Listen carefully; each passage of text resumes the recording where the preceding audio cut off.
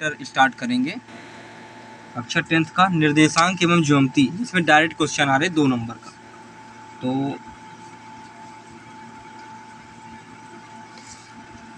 तो इसमें निर्देशांक है ना,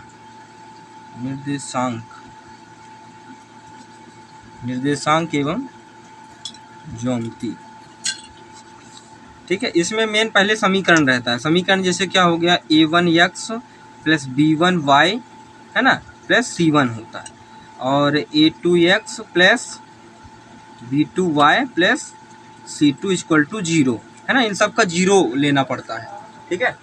अब इसमें 3 कंडीशन बनती हैं, ठीक है। पहला कंडीशन क्या हो गया कि है ना, पहला कंडीशन ये हो गया कि संपाती रेखाएं अनंत हल होंगी इसके क्या, क्योंकि ये कहीं कट नहीं रहा है, इसकी अनंत होगी, ठीक है।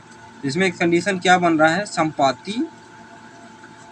संपाती रेखाएं, ठीक है, संपाती रेखाएं, और इसमें क्या होगा, अनंत हल होंगे, है ना। इसमें क्या होंगे,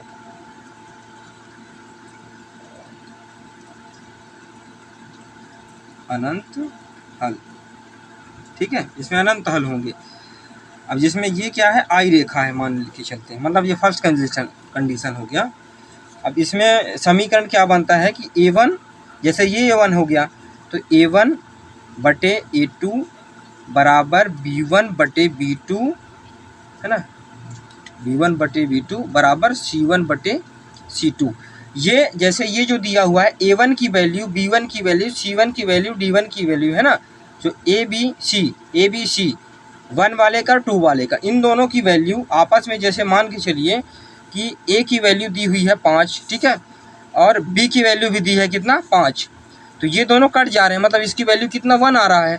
और मान के चलो बी की वैल्यू, इसकी वैल्यू मान के चलो 10 दी हुई है, b2 की वैल्यू भी 10 दी हुई है, इसकी वैल्यू भी कितना आ रहा है 1, तो 1 इक्वल टू 1, मतलब ये क्या आपस में बराबर आ रहे हैं। इसकी वैल्यू, इसकी वैल्यू, इसकी वैल्यू सभी की बराबर होगी, सभी की बराबर होगी, तो क्या होगा, संपाती रेखाएं, क्यों ये वाली जो रेखाएं हैं ये संपाती होगी, ठीक है।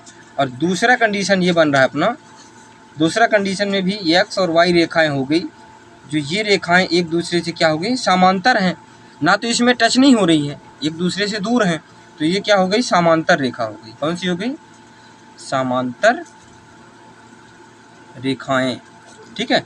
और इसमें क्या होगा, जब समांतर रेखा, जैसे ट्रेन की पटरी है, समांतर है, ये तो आपस में मिलेगी नहीं, मोड़ की बात नहीं कर रहे अपन, जनरली यदि बात करें तो समांतर हैं एक दूसरे की, आपस में मिलेंगी नहीं, इसलिए इसका आंसर क्या होगा, जैसे इसमें कौन सा बनेगा कि a1 बटे a2 बराबर b1 बटे b2 बराबर नहीं है किसके, c1 बटे c2 के। ये वैल्यू कहाँ से देखेंगे, ये यहाँ देखेंगे, हमारा समीकरण दिया होगा यहाँ पे, इस वैल्यू में समीकरण दिया होगा, इसकी वैल्यू यहाँ देखेंगे, है ना। तो इसमें इसकी वैल्यू देखेंगे कि a1 बटे a2 b1 बटे b2 बराबर नहीं होगा c1 बटे c2 के, यहाँ की वैल्यू यहाँ की कर बराबर नहीं कटेगी, ये c1 c2 की वैल्यू, ठीक है। तो इसमें कौन सी रेखा है, ये समांतर हो गई, c1 नहीं कट रहा है ना, ये दोनों इक्वल नहीं हो रहे। अब तीसरी कंडीशन कौन सी हो गई, तीसरा कंडीशन कौन सा हो गया कि ये कोई रेखाएं हैं x और y है ना, एक इधर से गई और एक इधर से गई, यहाँ पे कट रही है ये, है ना, प्रतिच्छेद कर रही है, तो ये कौन सा हो जाएगा, प्रतिच्छेदी, है ना, प्रतिच्छेदी रेखाएं, इसमें क्या होगा कि a1 बटे a2 बराबर नहीं है b1 बटे b2 के, बराबर c1 बटे c2, मतलब ये वैल्यू तो इक्वल होगी, लेकिन ये वाली वैल्यू जो है इनसे मैच नहीं करेगा। मान के चलो यहाँ 5 है, यहाँ 10, यहाँ भी 5 है, बराबर यहाँ मान लीजिए चलो 7 है, फिर यहाँ भी 7 है, लेकिन यहाँ होगा मान लीजिए 2 बटे 3, ऐसे होगा, तो ये इसके बराबर तो नहीं है, लेकिन ये दोनों क्या आपस में एक बराबर हैं, जबकि ये बराबर नहीं है, तो ये कौन सा है, प्रतिच्छेद रेखा। इसमें 3 रेखाएं बनती हैं।